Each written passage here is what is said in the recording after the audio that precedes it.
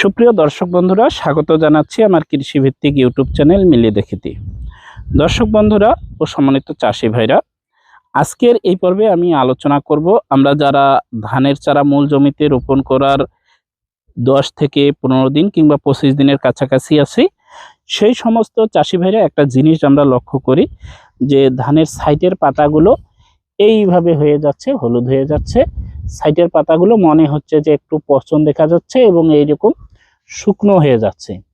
তো সেই ক্ষেত্রে আমরা আসলে কি ব্যবস্থা নিতে পারি, এই বিষয়টি নিয়ে আজকের এই পর্বে আলোচনা করব। সাথে আছি আমি মোহাম্মদ শাহিনুর আলম শুভ, ডিপ্লোমা কৃষিবিদ, ফার্মার ট্রেনার, সম্মানিত বালাই ব্যবস্থাপনা।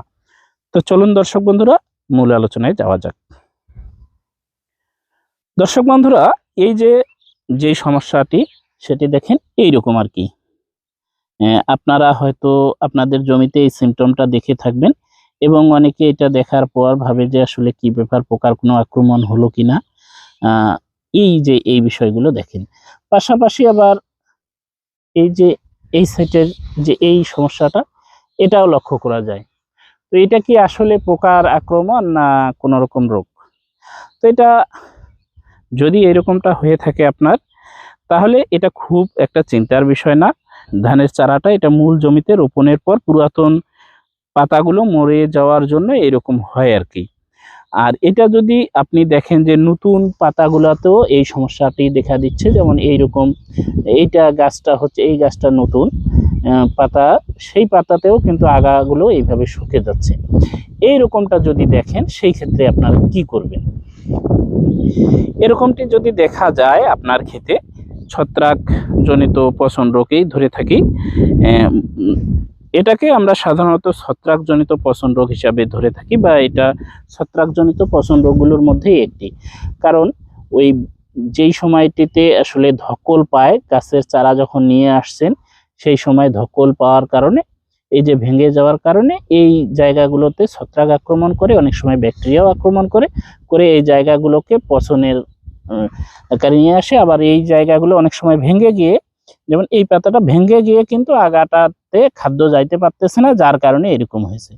কিন্তু কিছু কিছু জায়গায় ছত্রাকের আক্রমণ দেখা দিচ্ছে, যেমন এই পাতাটা কোনো সমস্যা নেই, তারপরেও কিন্তু এই যে আগাটা পচে যাচ্ছে, শুকে যাচ্ছে। তো এই ক্ষেত্রে আপনারা যা কাজটি করবেন, এটি খুবই একটি কম দামের ছত্রাকনাশক, যেমন হেক্সোকোনাজল। এই হেক্সোকোনাজল গ্রুপের যে কোনো ছত্রাকনাশক আপনারা প্রতি লিটার পানিতে 1 ml হারে মিশিয়ে স্প্রে করে দিলে, সাথে কার্বেন্ডাজিম প্রতি লিটার পানিতে 1 গ্রাম হারে মিশিয়ে স্প্রে করলেই কিন্তু খুব সহজেই এই রোগটি দমন বা নিয়ন্ত্রণ করা যাবে। তো এই হেক্সোকোনাজল গ্রুপের মধ্যে অনেকগুলোই পাওয়া যায়, তার মধ্যে কোয়ান্টাফ এবং সাবাবডি। তাছাড়াও আপনারা এই হেক্সোকোনাজল গ্রুপের যে কোনো ছত্রাকনাশক, আমি নাম বলবো না, যে কোনো ছত্রাকনাশককেই এনে স্প্রে করে দিতে পারেন। সাথে কার্বেন্ডাজিম প্রতি লিটার পানিতে 1 গ্রাম হারে মিশিয়ে যদি স্প্রে করেন, তাহলে এই সমস্যাটি থাকবে না। আবার কোনো চাষি ভাইরা এইরকম সিমটমও পান যে এই সমস্যাটা দেখেন, এইখানে কিন্তু এইরকম যদি সমস্যা হয়ে থাকে, তাহলে আপনি ভালো করে দেখবেন। যেমন এই পাতাটাকে আমার মনে হচ্ছে, সিমটমটা দেখে যেটা আমরা বুঝতেছি তা হচ্ছে পাতা মোড়ানো পোকার আক্রমণ। পাতা মোড়ানো পোকার আক্রমণ যদি এইরকম বেশ কিছু গাছে দেখা দেয়, সেই ক্ষেত্রে কিন্তু আপনি শুরুতে পাতা মোড়ানো পোকার জন্য কিন্তু ব্যবস্থা আপনার নিতে হবে। আর যদি আপনি ব্যবস্থা না নেন, সেই ক্ষেত্রে কিন্তু খুব দ্রুত এটা ছড়িয়ে যাবে।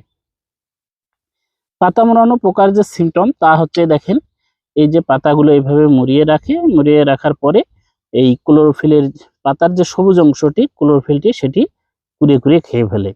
এইরকম যদি হয়, তাহলে অবশ্যই আপনাকে ভালো মানের কীটনাশক ব্যবহার করতে হবে।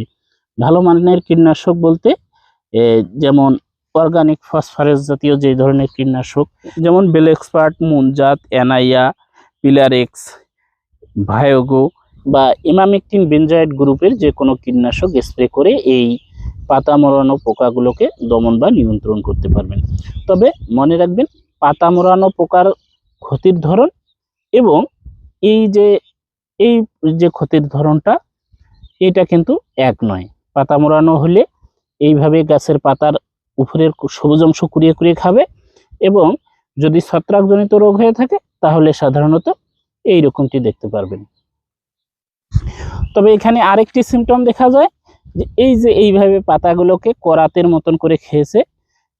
এটা সাধারণত আমরা বলে থাকি যে ফড়িং, চেনেন তো আপনারা, এটা এই ক্ষতির লক্ষণটি হচ্ছে খাটো সুর ঘাস ফড়িংয়ের লক্ষণ।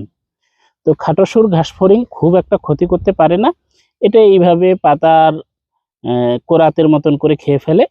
এটাকে যে কোনো ক্লোরোপাইরিফাস গ্রুপের যে কোনো কীটনাশক ব্যবহারে আপনি এই ফড়িংটা দ্রুত দমন করতে পারবেন। তবে এর মাত্রা যদি খুব বেশি হয় সেই ক্ষেত্রে বালাইনাশক স্প্রে করবেন, তাছাড়া স্প্রে করার কোনো প্রয়োজন নেই।